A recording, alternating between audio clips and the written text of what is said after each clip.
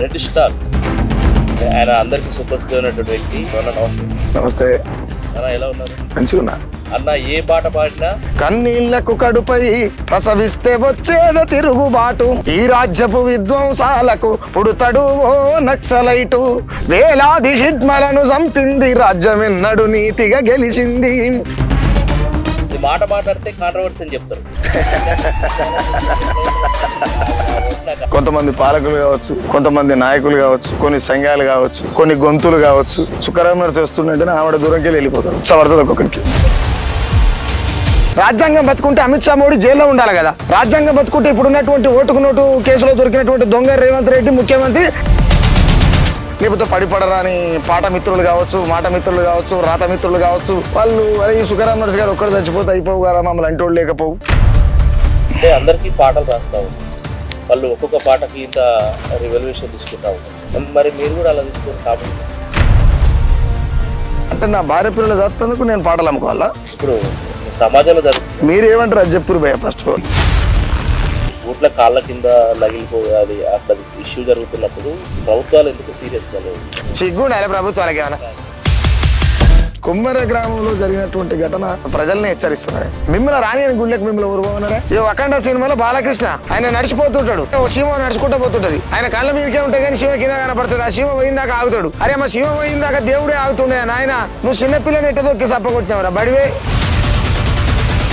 ఒక మనుషులుగా చూడనటువంటి రాజ్యంలో పశువుల కంటే హీనమైనటువంటి బతుకులు అనుకోవాలా? భారతదేశంలో పుట్టుడునే చేసిన తప్ప, మనిషిని మనిషిగా చూడని మతాలది ఉన్నది గొప్ప. నేను జంతువై జన్మించిన ఈ జగమే నా కాళ్ళు మొక్కును, భారతదేశంలో మనువాదం అంతులేని కుల గజ్జిమయం. మనుధర్మ శాస్త్రం మనిషి లెక్క చూడలేదు కాబట్టికనే క్రిస్టియన్ మతం ఈ దేశం భారతదేశం అని ఈనాటికి పేరున్నది. కానీ రేపు ఇది రామరాజ్యంగా దీని పేరు మార్చబోతున్నారు, దేశం పేరే మార్చబోతున్నారు. అంబేద్కర్ మిట్ట మధ్యాహ్నం లక్షల మంది చూస్తుంటే మనధర్మాన్ని తగలబెట్టారు. ఇప్పుడు బండి సంజయ్ అని ఇప్పుడు శివాలు వెళ్తే మాకే ఇర్రి, శవాలు వెళ్తే మీరు తీసుకోరని చెప్పి ముస్లిం ఎస్సీ ఎస్టీ బీసీల గుళ్ళు ఏ గుళ్ళో వాటా మంచురు భయ మీ గుళ్ళలకు రామ్. ఏ కులాలు హిందువులో చెప్పురి. అరే అమ్మ అమిత్ షా మోడీ 50 సంవత్సరాల సాయుధ పోరాటాలు చేసినటువంటి మావోయిస్టు పార్టీని ఫలానా మార్చి 31 వరకల్లా సంపుతాం. సింపుల్ కారణం అంబానీ ఆదాయాల కోసం ఇక్కడ అనాలని చంపుతారు, అంతే, ఏం లేదా. ఉస్మా తల్లి ఆ భావం తెలియకపోయినా కానీ సుఖరామ్ నర్స్ పాటకు కట్టదని పెట్టుకున్నాను.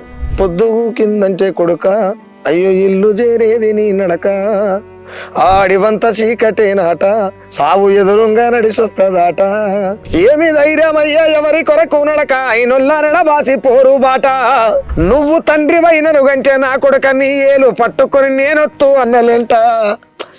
అది ఆ పేను. ఖమ్మం వెలుగుమట్ల గ్రామం ఉంది, అక్కడ టోటల్ గా అక్కడ ఉన్నటువంటి ప్రజలకు 600 చిల్లర ఇల్లు మొత్తం నేలమట్టం చేసి. నీ బిడ్డ పెళ్లి అయితే ఇంట్లో లేనందుకే ఎక్కిలు పట్టంగా ఏడిచినావు రేవంత్ రెడ్డి, ఇంట్లో లేనందుకే. మరి ఇలా ఇండియా లేకుండా చేస్తున్నావు కదా, నీకు కనికరం అనే పేరు పెట్టలేదు ఆ దేవుడు. ఇలా నువ్వు ఏ నోటీసులు ఇవ్వకుండా నీ పొంగులేటి తుమ్మల మూగ మినిస్టర్ పేరు ఏం పేరు? బట్టి విక్రమార్క.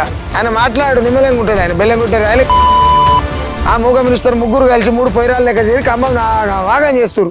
ఉద్యమాల బొమ్మ నీరు ఖమ్మం జిల్లా కన్నీరు పెడుతున్నదో, తిరుగుబాటును వదిలి తిండికి మరిగితే ఇంకేమి మిగిలి ఉంటుందో, పేదొల్ల గుడిసెలు కూల్చుతుంటే ముక్కిన మంచంలో మూలుగుతుండ్రా, త్యాగాల ఎర్రని జెండకు తల వంపు తెస్తీరి కదరా తరయులారా.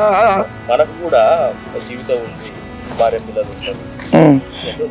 నా మనసులున్న మాట తెలుపుతున్నా, పాటనైపతి పల్లె తిరుగుతున్నా, జ్ఞాపకాల పల్లె పాటనైనా ప్రజల బాధలే పాట రాసుతున్నా, నాకు జన్మనిచ్చిన తల్లి అదమ్మకు రూపమే లేదాయ పాటమ్మకు, గెలిచింది మాయమ్మ ఊరూరుకు, అందరూ లేసాము నాకున్నది కానీ నా పాటకు మరణ వేడున్నది.